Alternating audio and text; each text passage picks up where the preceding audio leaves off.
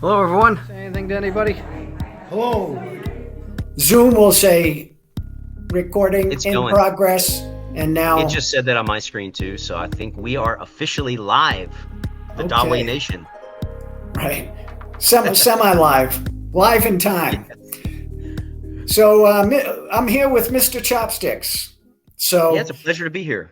yeah, well, thank you very much. I know we've traded comments and messages for a long time. I don't remember how long ago.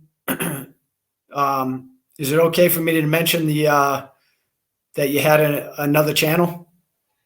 Yeah, that was a long, Okay. long time ago, but Yeah, a long yeah. time ago. But anyways, so Mr. Chopsticks has a YouTube channel, which I'll provide all the links.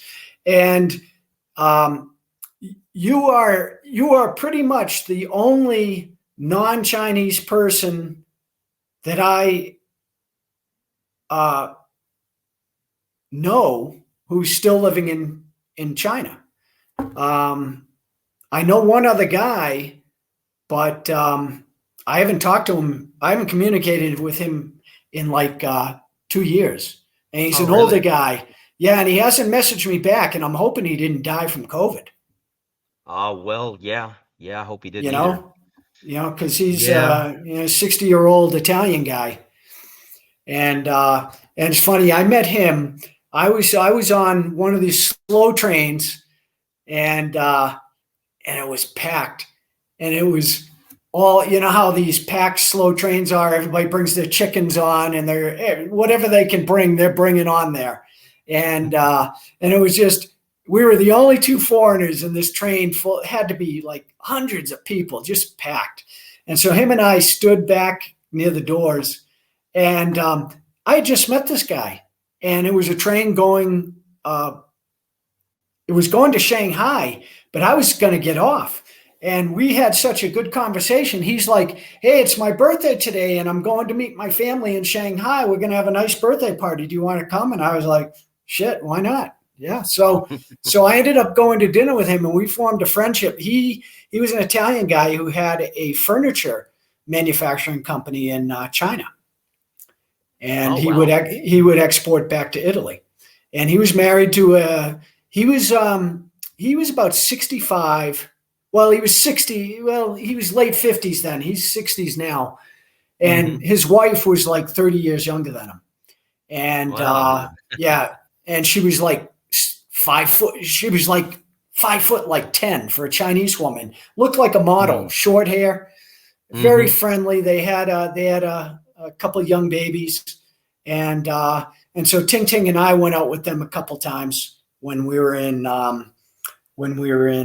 Shanghai with God. But they ended up, at some point they ended up moving to Guangzhou, or I don't even know what the story is. He ended up splitting his time in Guangzhou.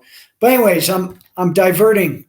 That's okay. Um, so the long story short is, as far as I know, you're the only non-Chinese person I know. So the reason that's important is because, you know, yeah, I have a lot of contacts in China, but I'm never going to get the same answer from them that I Right. would from you when I ask a Yep. certain question.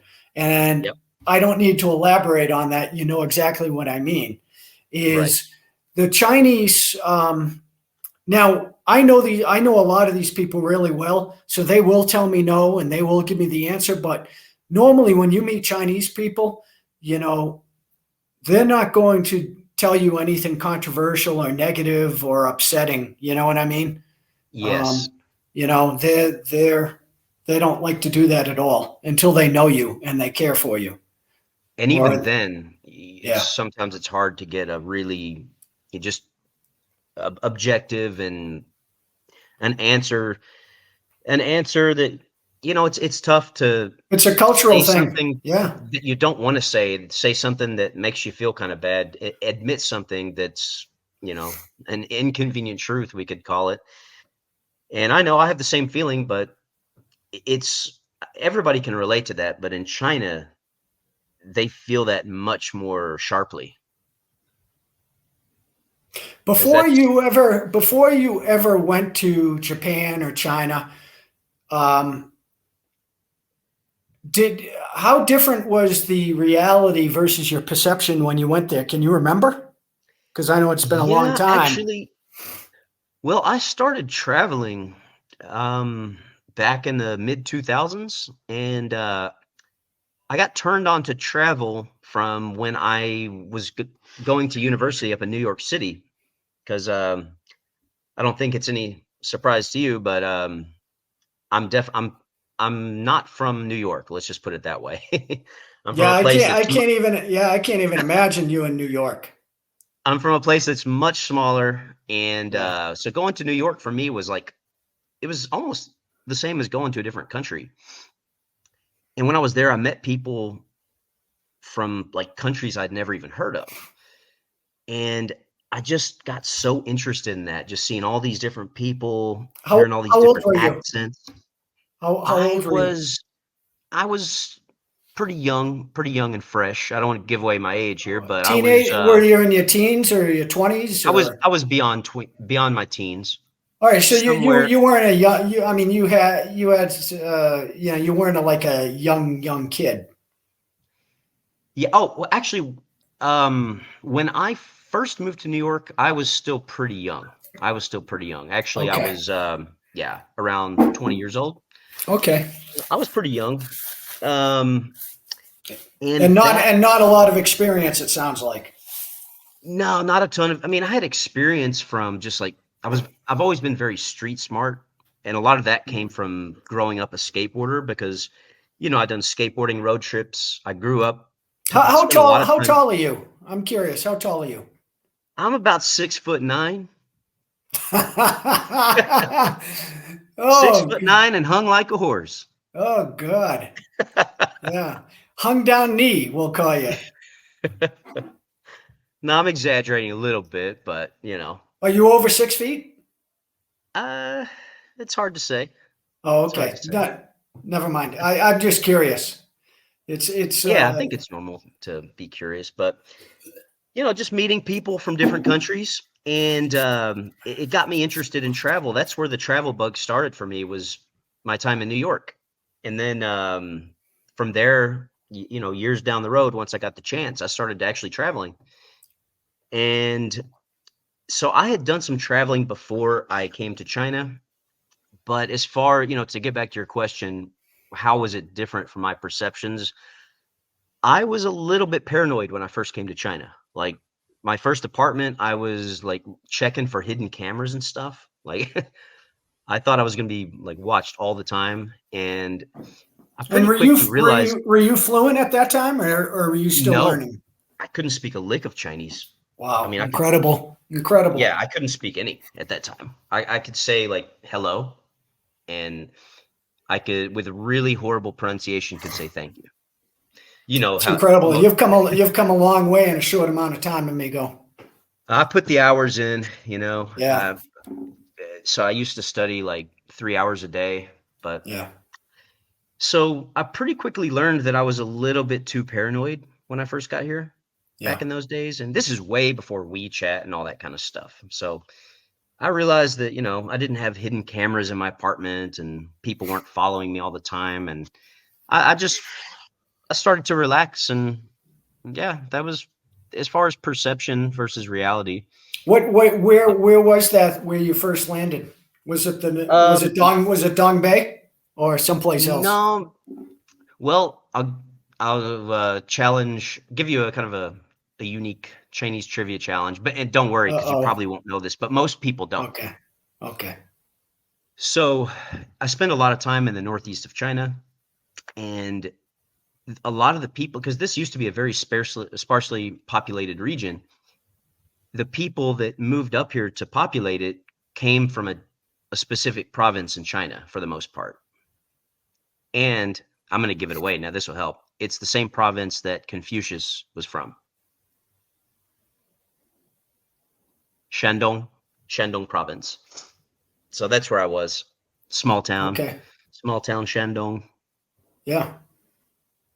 Yeah. It's the oh God, what is the name of the place? Oh my God. See, My memory's going. You've Yeah, been that's what gone a happens. while, so I mean, Yeah. It doesn't take long for me to forget either. Doesn't oh, take you're long telling for me to me. forget. I You think know, you're doing better than I am. if I've had, I haven't been to China in 5 years now. Coming up Oh, this okay. year will be 5 years. So friends have asked me to come back, and I'm tempted, but one of the things that I would have to do is I would have to immerse myself and try to learn back what I've at least a portion of what I've forgotten. It's Did you unbelievable. used to be able But to how was your Chinese in the past? Like, did you get fairly conversational and stuff? it's all my language skills have always been terrible. It's what I call it. My Chinese is much worse than my Spanish, and Oh.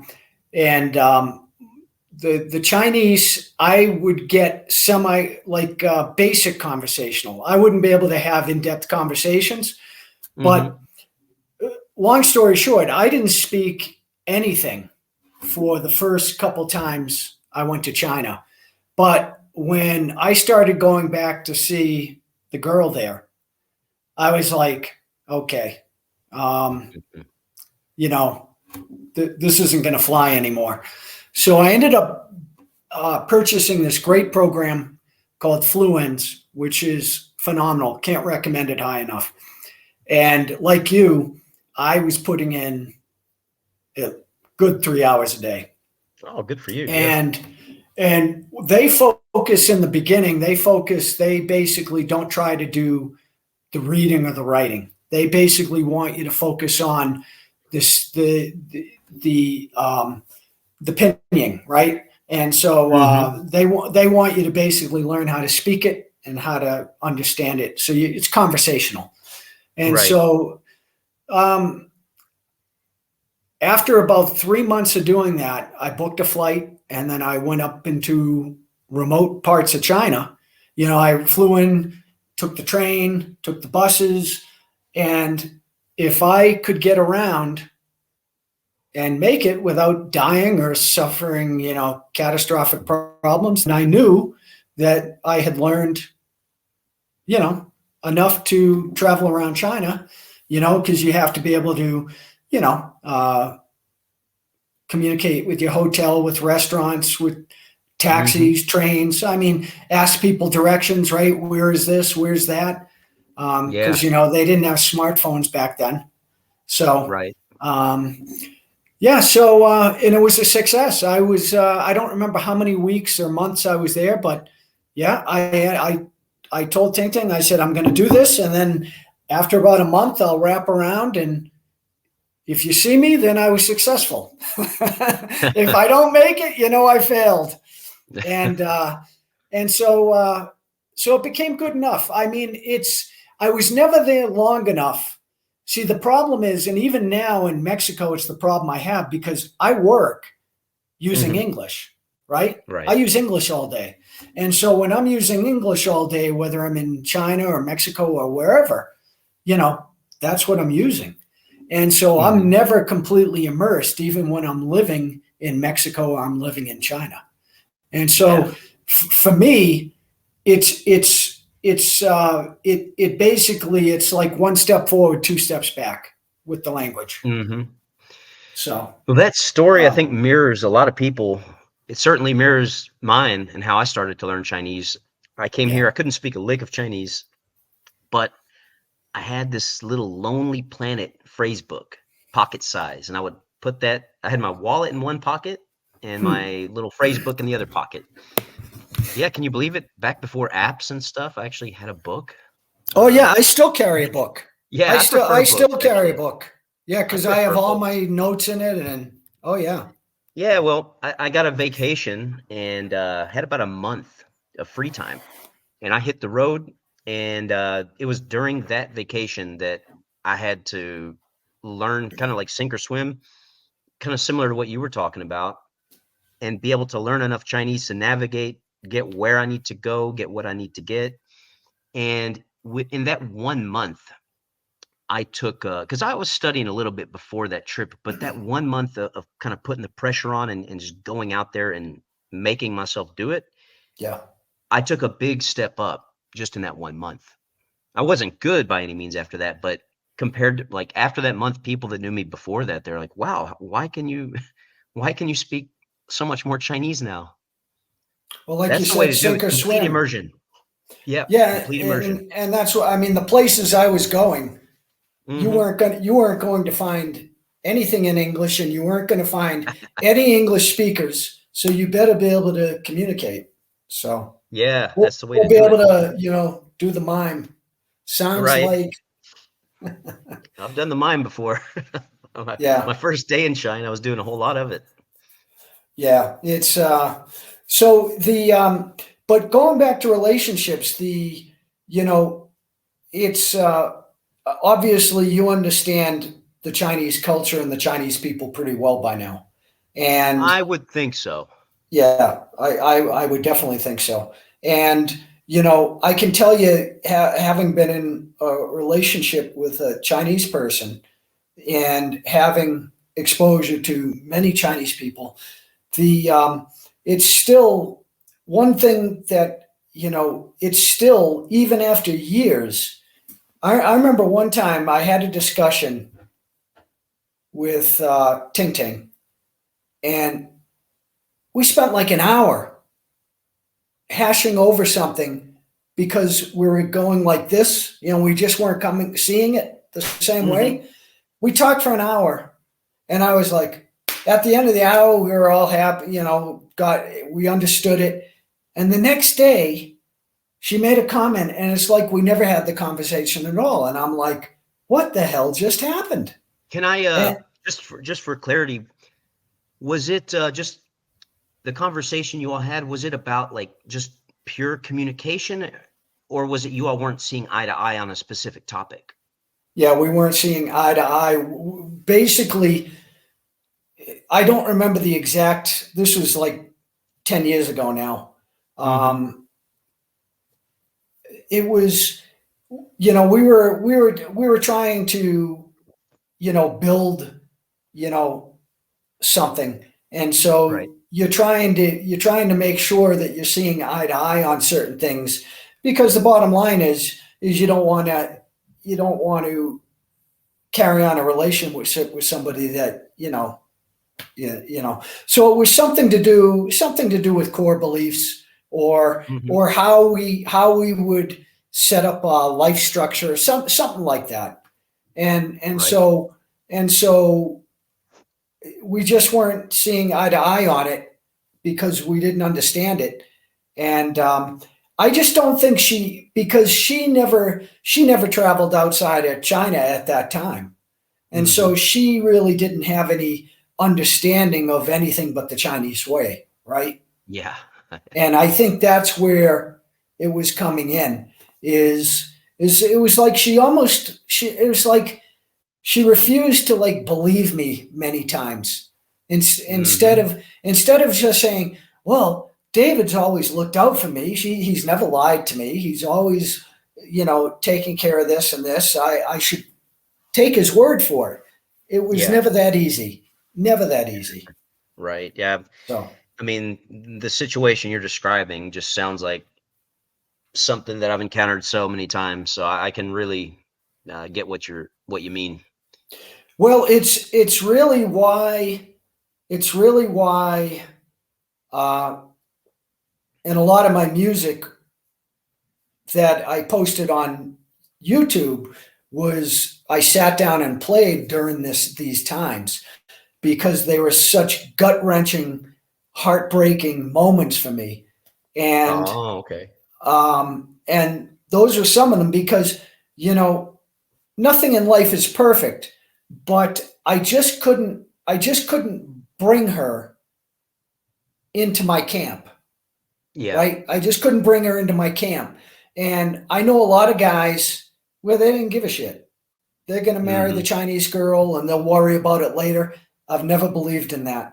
I've never Me believed neither. in, That's a risky move there. yeah, with any woman, is Yeah. I would much rather have what I call a knockdown, drag them out fight, disagreement, and get it out in the open. And then you can decide whether it's a deal breaker or not. What I call a Yeah. fatal flaw, right? Right. Yeah. And That's a good term. yeah, so yeah, so I mean, in part, it was a failure on my part because I couldn't really bring her into my camp, and I couldn't go to her camp, and it just became, um, it just was I guess, a trust thing, right? Because at the very end, I think, and I don't know if you've experienced this, I think some of her friends, and I know this is going to sound ridiculous, I think they were jealous of what she had. And so Mm-hmm. they started like planting seeds of doubt in her mind that I only found out about afterwards. Like What I time could, frame, like in terms of like, was it like in the mid 2000s or like 2000, roughly, this was, yeah, approximately? this was 2014, Okay. 2015 is China when, was starting to go through a shift around that time in a lot of ways. And in, it would be okay. even worse probably now. Yeah. Well, the one thing I noticed with a lot of young people, because I met it's very easy to meet people in China, and especially young people, because the really young people, like the teenagers and young 20s, they're all curious, right? Oh, Hmm. hello, where are you from? They want to know. But it's amazing because I got to know, back in 2007, right? I'd meet people who are like just getting out of college, and Hmm. now they're like in their 30s.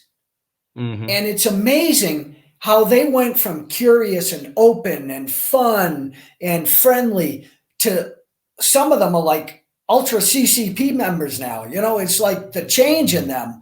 It's like Yeah. now I'm even like an enemy now. Yeah. It's not all of them, but some of them. And I'm Yeah. like I knew this one woman since 2009, and nothing romantic ever happened. We just were friends. She worked for a company, and I ended up visiting this company, and she was one of my contacts, and we stayed in touch. And I saw her dozens of times over the years. They would go out to Hmm. dinner, and I'd meet her family, and and I messaged her on WeChat about 6 months ago, and she blocked me. She's like, Wow. don't tell. She's like, don't Oh, say that to me, because I brought up something from our past that happened, and she's like, that hmm. never happened. How dare you? And it was nothing even bad. Yeah. But I don't know if she was worried that her husband was going to see it, or who knows.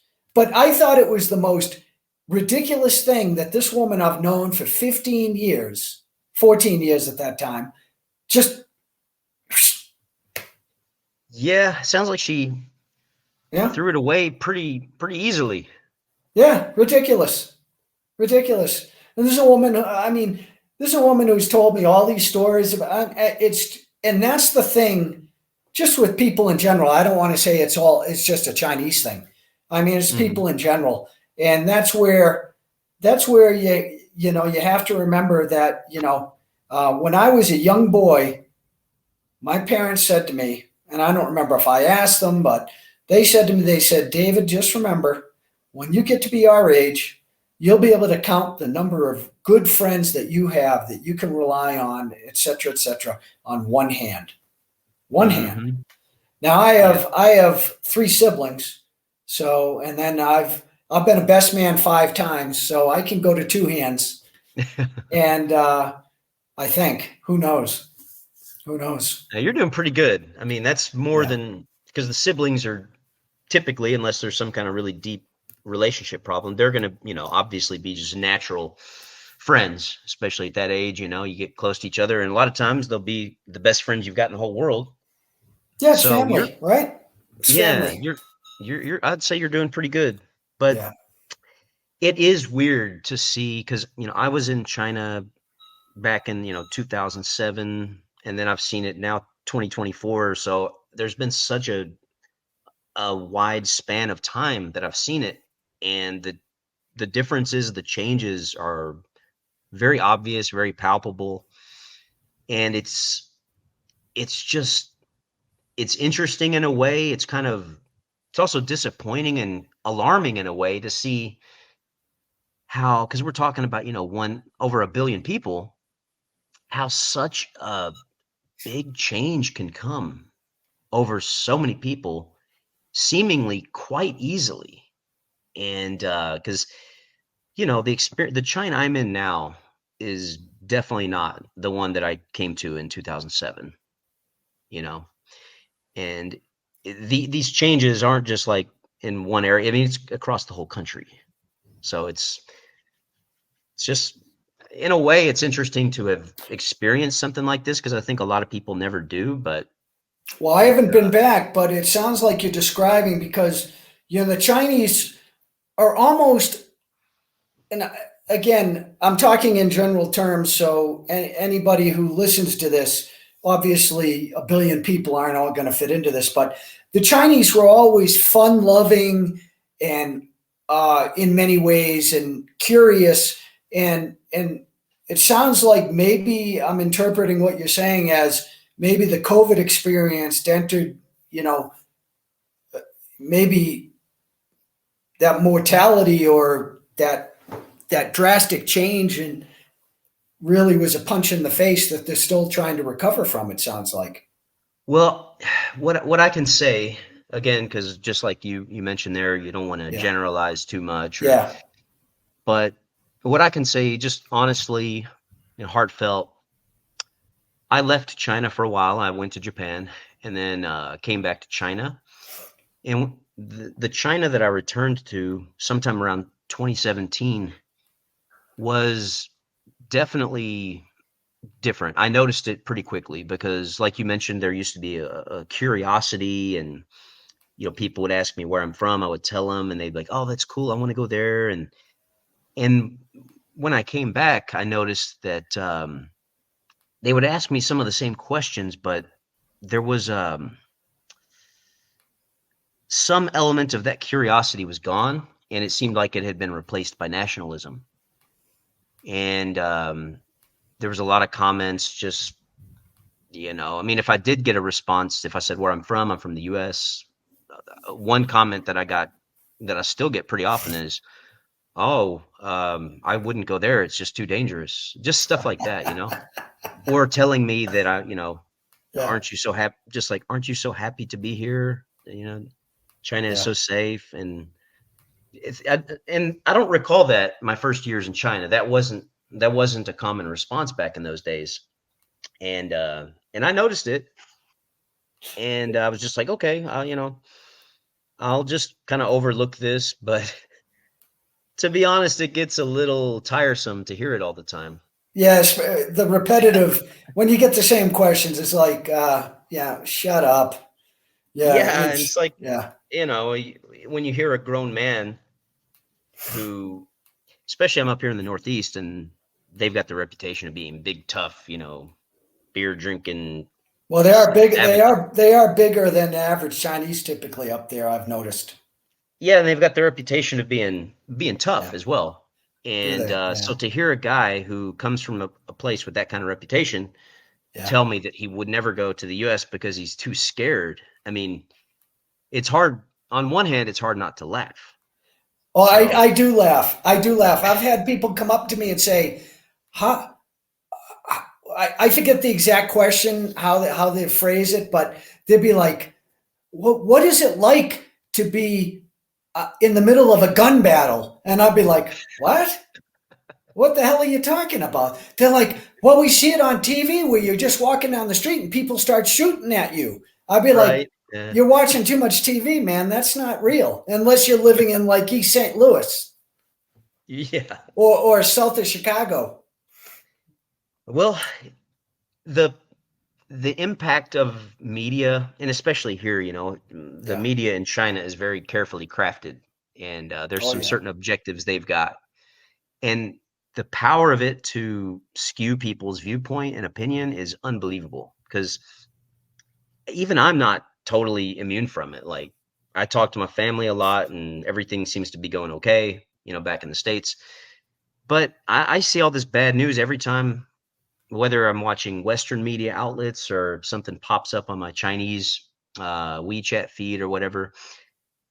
And I'm like, wow, it is looking pretty bad. Every time I see something that people with different opinions are at each other's throat, everybody's just angry all the time, and there's violence. And I went back home, and I went to a few different places while I was home, big cities, small cities, and I was happily surprised to see how peaceful and friendly everybody was. Like, I didn't have any issues. Actually, people were nicer than I remembered them previously being. And I even had to go to the DMV, which is usually, if they're going to treat you bad, that's the place where you're going to Hmm. get treated like dirt when you go to the DMV. But even they were polite to me.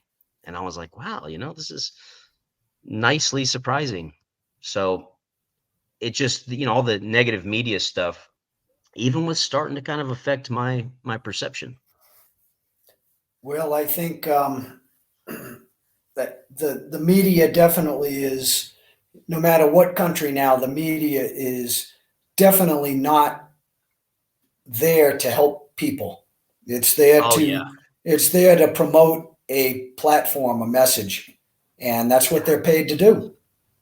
right. And Yeah. and I think that's why I think, you know,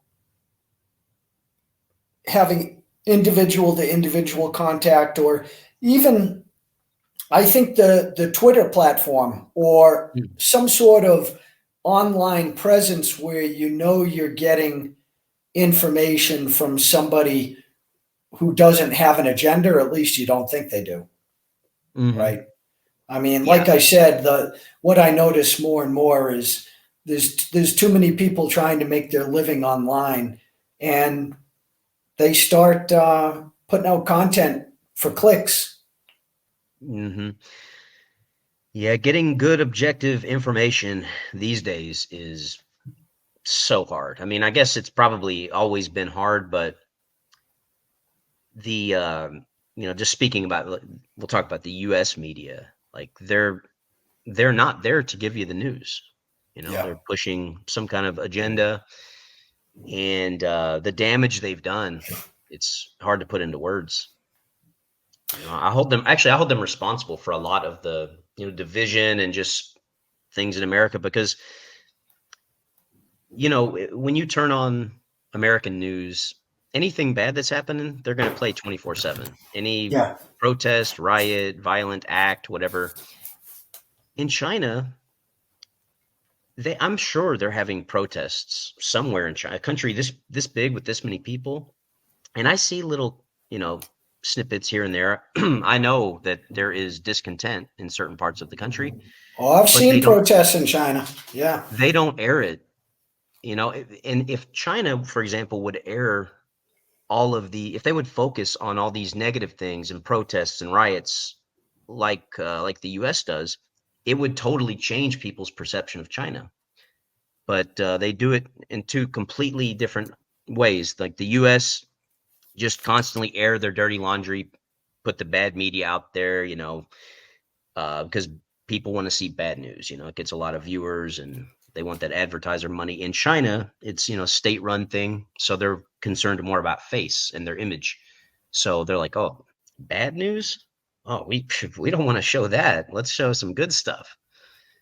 So it's two completely opposite ways of doing it, and it shows the power of the media, because, like, things happen here in China, Oh some, yeah. I pretty mean, intense things.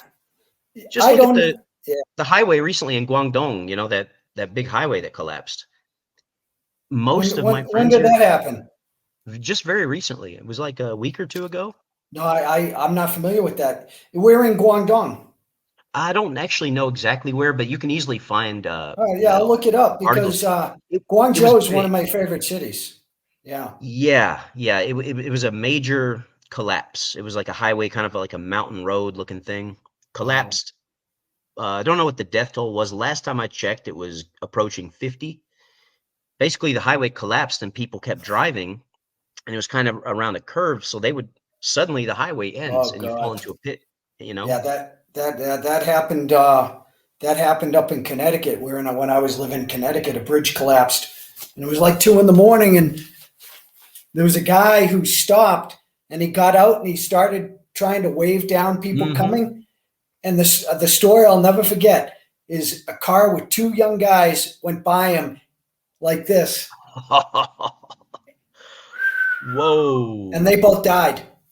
Oh, And I thought, and I was like, wow. yeah.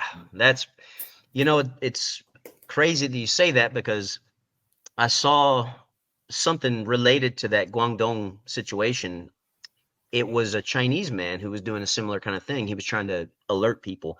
I didn't watch the video, I didn't read it, but I did see the headline. So something similar was going on there. But things happen here. Like we're talking once in a century flooding will hit and wipe areas away. But people within China, they don't even know it's happening if they're not in that area because the government here sees no benefit in showing the bad news. They're like, What's amazing is I was in China and I was traveling at the time with Ting Ting, and we were taking that was right when the high speed train was really starting to get legs, and we were going to take the train to Wuhan, and 2 days before we were getting on that train, remember that big accident they had down there yeah, yeah, where like I don't know. They don't even tell, but they actually announced that. I mean, they actually spread that news because Ting Ting is like, I'm not going on that train. We had to fly, and I tell anybody if you're gonna fly or take a train, take a train. Flying is the worst experience in China because you never know if you're going to get authorization to fly or not. You'll sit there for 5 hours waiting, and the yeah, so many stories. What's the name of the secret police? The Changchun? The yeah, the secret police not the secret. The guys who were in the walk around the crowds. city, and Yeah. I think you're talking about the Chengguan. Changguan. Yeah. Yeah, I'll tell you right now. I had heard about them for years, amigo, and I Hmm. always thought it was nothing. Man, oh man, I would have to stop and think where I was. But I remember, see, I'm the type of guy where I like to go in the back alleys and explore and go Yeah, it's the go best off way the to do it. beat. Yeah, go off the beaten path. And I remember I was in this. It was off the beaten path, but this part of this town, you had these old ladies with carts, and they just set up, and that's the thing I love about Mexico and China is the people are industrious and they get out there and they sell, they work, right? Hmm. Yeah. Whereas I just saw a picture online where there's two New York City cops giving this Mexican woman who set up a cart selling fruit with Mexican fruit, like the way they Hmm. put the spices on it. They gave her $1,000 fine because she didn't have the right vendor's license. And Yeah. I'm like, I've never liked that about the United States. I've always thought it killed the entrepreneurial spirit. But anyway, I've so I was in. experienced that firsthand. I'll tell you that about that in a minute, but please continue. Yeah. So, anyways, it was like a tornado. It happened that quick. Hmm. All of a sudden, I saw everything in these people's carts going in the air, kind of like the Tasmanian devil. People were flying in the air, just instant carnage. And there were Mm. like three or four of these Chengguan. Changchun, Yeah. Changguan, Changguan. I used to Mm. know that. See, this is That's okay. three or You're four, close. and they were beating the hell out of these old people, and Mm. and I'm sitting there watching it, and one of them was a pretty big dude, almost as big as me, and Hmm. he came up to me, and he had a baton, like a stick, a baton, and I Yeah. looked at him, and I'm thinking, you try it, I'm going to kick the shit out of you. And he must have seen that. He must have seen that in my face. Yeah, I'm not some old person, but he Yeah. was like curious and stunned because the town I was in, they don't get a lot of foreigners. And Mhm. I think that helped save some people that day because they hightailed it out of there. But I'll never forget it because I'll never forget it. In that split second, it's coming back to me now. In that split second where they froze when they saw me, you saw these, those little munchkins from the Star Wars movies that fought they were like little bears. So these little Oh, Chinese, yeah, yeah, vaguely. the Weebelows or whatever they're called, but these little Chinese people, you just saw them scurry away. Mhm. They saw their chance to get the hell out of there and they ran away. And so I have no idea what the hell was going on, but I had never seen those people in action and I never took them seriously. But after that, when people started talking bad about those secret cops, Mhm. now I know what they mean. That was a terrible experience. And I've seen Yeah. violence like that where guys would be beating the shit out of women for nothing. You mean And in China? oh yeah, Yeah. yeah. I mean, right in front. I mean, I remember where was I? It was in it was a tier 4 or 5 6. Uh, I would have to think about even where I was. Changzhou maybe. No. Wherever it was. I'm in the taxi. I'm pulling into the hotel. Just got there. Long flight. Yeah, just tired. And this guy is like beating the crap out of this woman. They got her by the long hair, and Mm. I told the taxi to stop. I was like, I can't just drive by this. Now I had no, I mean, it's never good getting involved in domestic. So I Mhm. wasn't going to fight this guy because who knows? Maybe she did something. I know it sounds awful to say maybe she deserved it, but I'm sorry. There are circumstances where sometimes somebody deserves a beating, and I'm not going to expand on that. But you can use your imagination and think about certain things. But anyway, so I just rolled down the window and I said, and I spoke Chinese at that time, and I said, "Hey, man, please just stop, will you?" And he looked at Mhm. me, and either my Chinese was so terrible, he's like, "Wow, it's a talking dog," you know. but he had the cigarette butt hanging out of his lip, and he had the wife beater on, and Oh, wife beater on while actually beating the wife. Wow. yeah, Mm. yeah. And it's amazing how many times I'm in these situations and I forget to pull out the camera and film it. Yeah, You know, that's the way it goes. because You that would have probably made had some viral moments. yeah, that was a scene because she had the hell knocked out of her, man. And one other thing I want to ask you while it's fresh in my head, I recently read that like 70% of all cars in China now are electric, the new cars. Mhm. And I read a tweet where the guy said Chinese cities are actually quiet now. And I'm like, there's no freaking way because Chinese love their horns, number one. So even if it's electric, they still have the horns. But the guy described it where you're walking down the street and you don't have car noise anymore. Is that Mm. true? I can't believe that. Yeah, it's kinda hard for me to put a percentage on it because I just don't know, but But what I I mean, are can you say is noticing that when you walk down the street? Do you you do notice see a a lot lot less more, traffic now? definitely a lot of EVs on the road, without a doubt. So now Um, you can get run over easier because you yeah, never hear because you them don't hear them coming. coming, so you just walk down the street and they just And up on the but sidewalk they come. I think it depends, like, where you are. Like you were talking about, tier 4 city, tier 5. So for some people who don't know, they would be like the smaller cities in China with lesser developed economies and stuff. Then like a tier 1 city, we're talking about Beijing or Yeah, yeah. Shenzhen They or don't something. even have they don't even So have subways. Yeah. I would say like in the big cities, it's or just in general. In bigger cities, you're going to see more EVs for sure.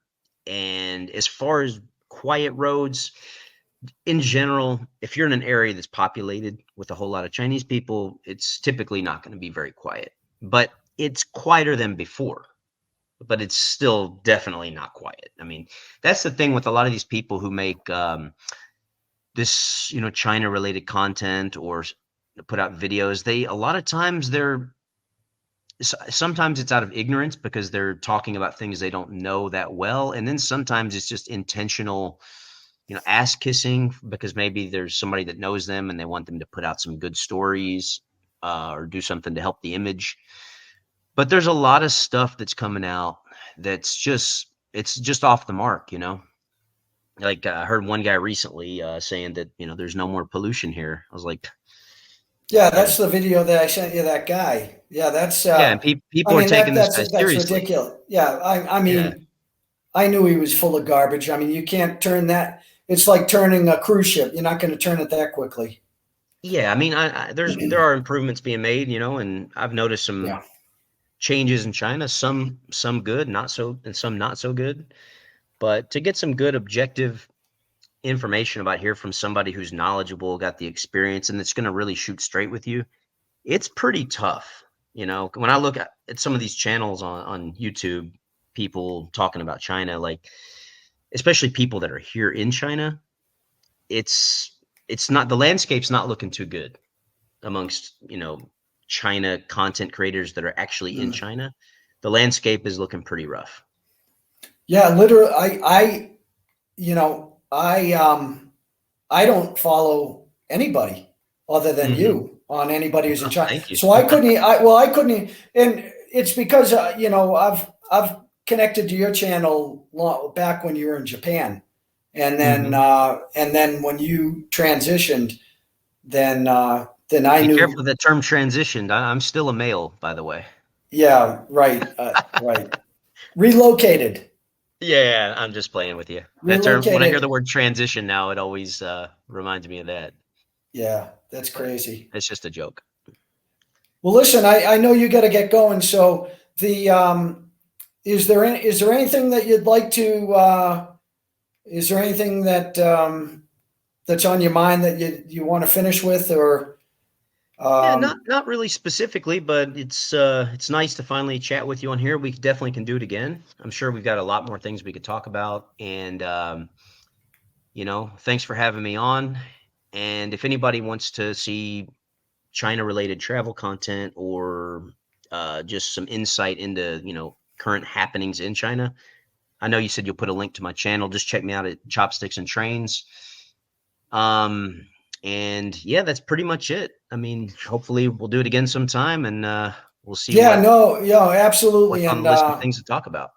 yeah, thank you very much. It's um, there's you know if you ever want to um, if you ever feel comfortable doing it, it's something that I wouldn't mind doing because China is still it's the other thing that the other thing I forgot to mention to you. I just read a report that the Chinese, and I don't remember the numbers now because it was a few days ago, but I guess the amount of foreign visitors visiting China last year, it Yeah. dropped off like a rock.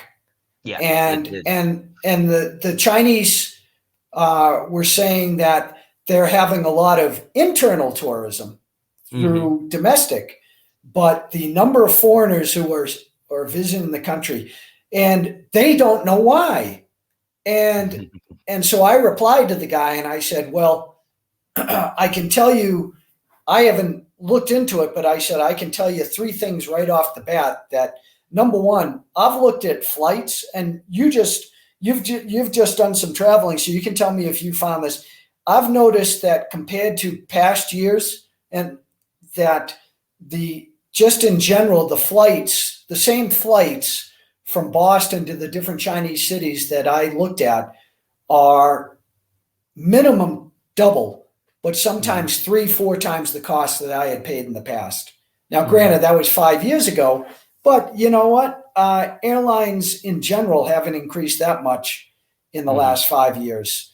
And secondly, I said it was related probably to the whole 2020 issue, if you know what I mean, Right. the Cerveza issue, and the Ukraine issue, because Mhm. I think politically, I think there's a lot of people who said, "Hey, man, it's easier for me just to go to Italy than it is to go to China, or go to Mhm. Mexico than it is to go to China."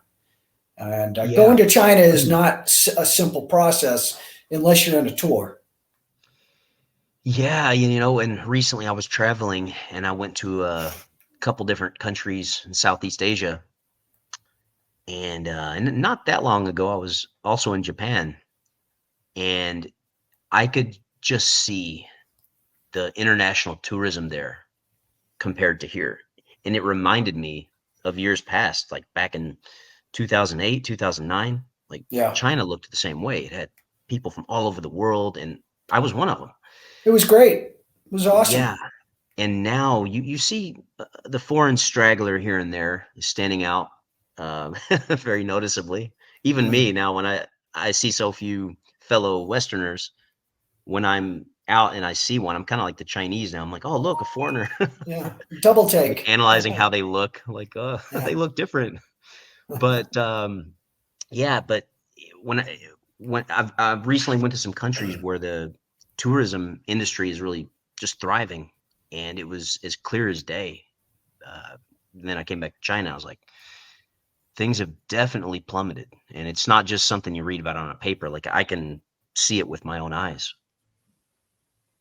Well, and this is why I want to go back, because I hear, I mean, let's face it, I mean, a lot of people made a lot of money in China on real estate, Hmm. um, and I hear that that's not even a real thing anymore. People aren't making money on real estate like they used to, and Hmm. businesses. I personally know several people who lost their businesses during that whole COVID shutdown in China. Yeah. Gone, Mhm. gone. And they're like, people are like, well, why don't you just restart? Well, how are they going to restart? They don't have money. Yeah. You It's know, not that easy. it's Yeah. so these are real economic issues, because I tell people who, and I don't need to tell you anything. You can tell me a thing or two. But for people who don't know China, I always go back to when I first started going to China. People were still saying "Ni chirlama," right? Hmm. Have you eaten? And Hmm. the Yeah. story where, I mean, that used to be a real thing. People would ask, have you eaten, as like, because they were concerned that you hadn't eaten. And Hmm. that's now become their way of saying, hello, how are you? How are you doing? But, Yeah, you don't I really don't, hear I that don't anymore. know. You don't really hear Yeah. that anymore. Sometimes I say it to people when I'm out. And they don't know what it means. They know what it means, but because it's kind of like a Art. remnant of the Yeah. past. Archaic. Yeah. And actually, when I say it, I do it kind of as a joke because I know I'm going to get a laugh out of them. Yeah. You know, because it's Yeah. just not something here. But I do remember back in those days, you did hear it. You really did. Well, history, I mean, China, the other thing that I'll say in closing is, I remember when Ting Ting was in school, um, she'd show me the books that she was studying, and all these Chinese stories, they were all tragedies. They all ended Hmm. up like with everybody dying, or it was never a happy ending. And Mm. the Chinese are almost proud of their struggle. Hmm. And correct me if I'm wrong, but that's what I've noticed. And so I kind of worry that that the Chinese almost will embrace the struggle. That's an interesting So, perspective. Yeah, I've actually I haven't really thought about that before. So that's interesting. I'll kind of keep that in my mind, just moving forward. well, if there's one group who can do it successfully, I don't know about the newest generation, but those older generations, they're tough as nails. They're tough as Yeah, the nails. newest generation definitely isn't. No, little emperors. They're Yeah, it's kind of like back home, except actually I would say they're even less even tough over even here. softer. Yeah. Well, yeah, and you see the way they come up and how they've just been babied for so long, and that's going to make people soft. So it's weird because Yeah. here went from, yeah, just like you're talking about, those generations who experienced the revolution and all that. I mean, there were some very tough people created, and Oh so man. quickly, how quickly it's really softened up. It's hard to fathom, but that's China, though, a land of surprises, right? Yeah. Well, I think that I've said this in my videos, and I've said to my family and my friends, the world has been an easy place to live for a long time, and I think we're Hmm. transitioning out of that. Everything ebbs and flows. There are cycles, and we're going into, I think, we're going into either a war cycle, whatever you want to call these things. We're Hmm. going into uh, 2020 has started a very very bad. It changed You the could I direction of the felt it world. when it was happening. I felt it. I mean, yeah, it definitely feels like we're kind of heading that way. It's going to be interesting to see over the next few years how things play out, because something's got to give at some point. Well, have you heard of Deagle 2025? No, I haven't. Okay. Well, I don't want I to go might have down to that. Google it. Yeah, well, I've done See some something. discussions on it. Deagle, very long story short, Deagle, back in 2017, this company Deagle put out a report on 2025, and they're like a defense contractor, not a defense contractor, a defense think tank. Hmm. And they projected world populations, and they projected United States population in 2025 will be 90 million people. Whoa, that's wow. 2025 is next year. They put out this report in 2017, 3 years before COVID, Hmm. 3 years before all these jabs, 3 years That's before. Yeah, that's something to. That's a very bold prediction, and there's not a whole lot of time, you know, before their deadline hits. So let's, if that turns out to be true, It's yeah, that's catastrophic. It's that's going to be a game catastrophic. changer. Yeah. Catastrophic. And, you know, a lot of people in the United States thinks that China is this aggressive country, and that's something that I have some very definitive views on this. I don't see China being as outwardly as aggressive as the United States in flexing their muscle internationally in the same way militarily.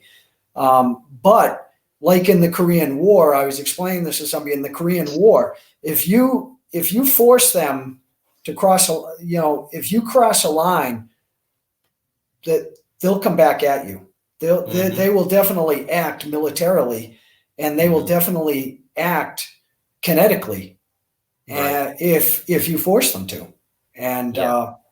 and I hope we're not stupid enough to repeat what happened in Korea, where the Chinese were saying, "Hey, don't cross this line, don't cross that line," and MacArthur's like, "They're bluffing."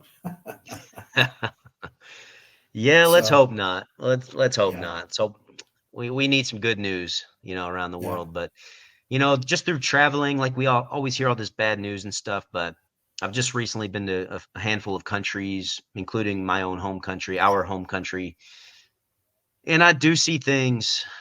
I do see a lot of good stuff, just day to day. So sometimes it's easy to get jaded from the media, but there's a lot of good stuff happening out there too. So, well, good. Well, but I yeah, look I do forward to have to hearing run about because it. I'm on the brink of being late for something pretty All big right, that I. amigo. Hey, well, But thank you yeah, very much for taking the time, and the this actually worked out well because it's not 2 in the morning for me in chatting. yeah. Well, we can definitely do it again sometime too, and it's long overdue. I'm sorry it took Yeah, me so long, but no, no, no. Whatever's good for you, amigo. Yeah, To it's be honest, whatever's I thought good it for was going to be you. a lot more complicated, but it was pretty straightforward getting on here and doing this. Couldn't have been easier, actually. So, yeah, Yeah. Dawei, been great talking to you, and enjoy the day down there in Mexico. Or, well, it's nighttime for you, so Yeah, it's Friday night. It's I Friday guess I should night, say and I ain't buenas got noches. nobody. Buenos noches. And Have a you know, margarita and then hit the sack. yeah. Okay, amigo. Take care. Take care, my friend. You too. Bye now. Live long and prosper.